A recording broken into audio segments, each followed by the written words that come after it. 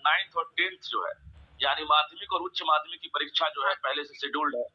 5 अप्रैल को कहा जा रहा था कि 5 अप्रैल को हम 10 और आयोग को भी इन्फॉर्म कर दिया है। तो आखिर रद्द करने में क्या परेशानी? लगातार सवाल उठ रहे थे। जो अभ्यर्थी हैं 4.25 लाख की संख्या में जो है टीआरई 3 में 6 to 8 में और 1 to 5 में अपीयर हुए थे। निश्चित रूप से जो मेरिट वाले अभ्यर्थी हैं वो कभी नहीं चाहेंगे कि कदाचार करके जो है परीक्षा पास करें, नौकरी हासिल करें या किसी सेटिंग गेटिंग के जरिए या सॉल्वर गैंग के जरिए जो है परीक्षा पास करें। क्योंकि अगर मान लेते हैं सेंधमारी हो जाती है तो जो मेरिट वाले हैं उनके भविष्य के साथ खिलवाड़ हो जाता है और उनके मेरिट के साथ कहीं ना कहीं हत्या हो जाती है।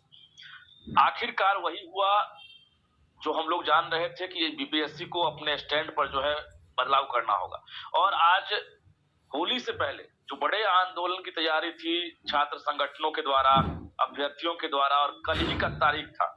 कल ही जो है बीपीएससी में बड़े घेराव की तैयारी थी कि जो लाखों की संख्या अभ्यर्थी शामिल हुए हैं, वैसे अभ्यर्थी अब बीपीएससी दफ्तर जाएंगे और घेराव करेंगे, हंगामा करेंगे, क्योंकि रद्द करना चाह रहे हैं। अब ऐसे में बीपीएससी ने फैसला लिया और टीआरई 3 के दोनों पेपर को भी रद्द कर दिया गया है।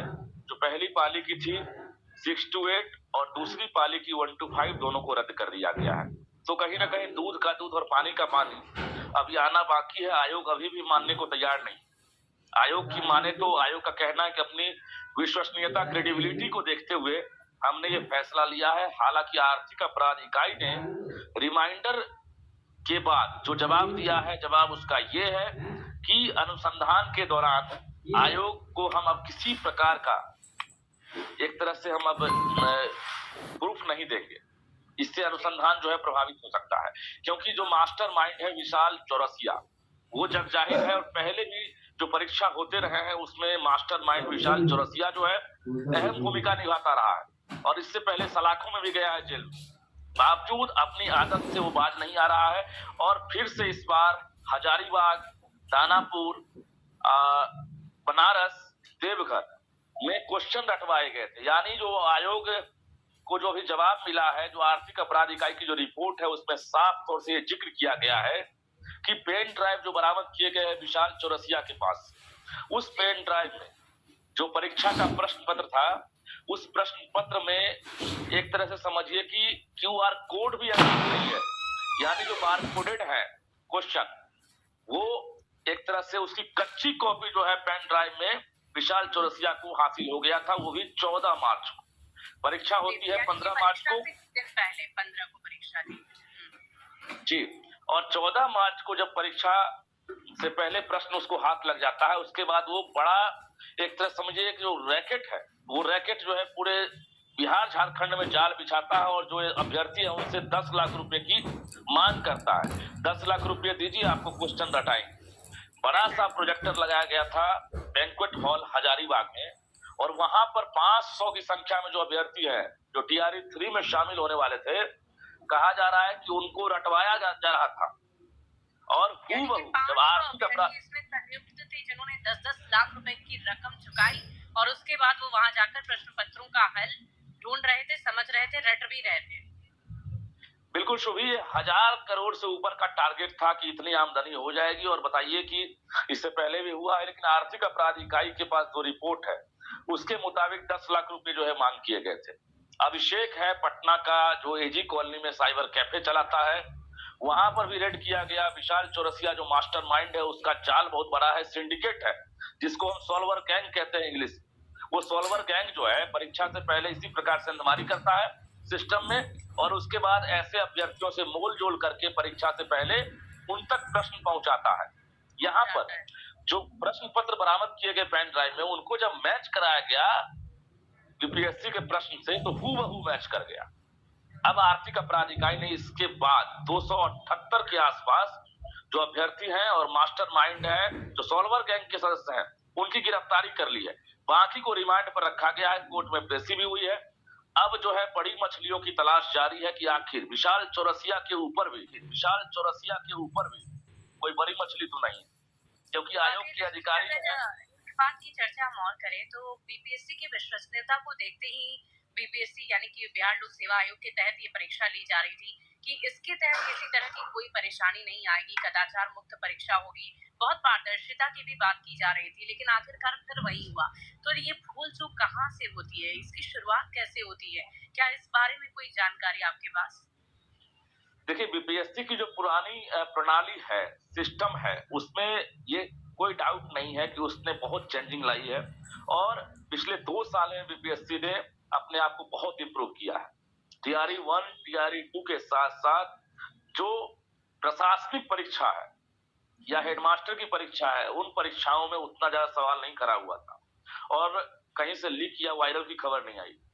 लेकिन जब टीआरई 3 हुई, इसमें इस प्रकार से कहीं न कहीं अंजाम दिया गया है और बीपीएससी के लिए बड़ी चुनौती है। एक और सवाल शुभी न्यूज़ 18 कर रहा है कि आखिर जो भी अभ्यर्थी शामिल हुए हैं, उन अभ्यर्थियों का एक ही सवाल है कि अब परीक्षा कब लेंगे? क्योंकि आगे जो है 9th और 10th जो है, यानी माध्यमिक और उच्च माध्यमिक की परीक्षा जो है पहले से शेड्यूल्ड है।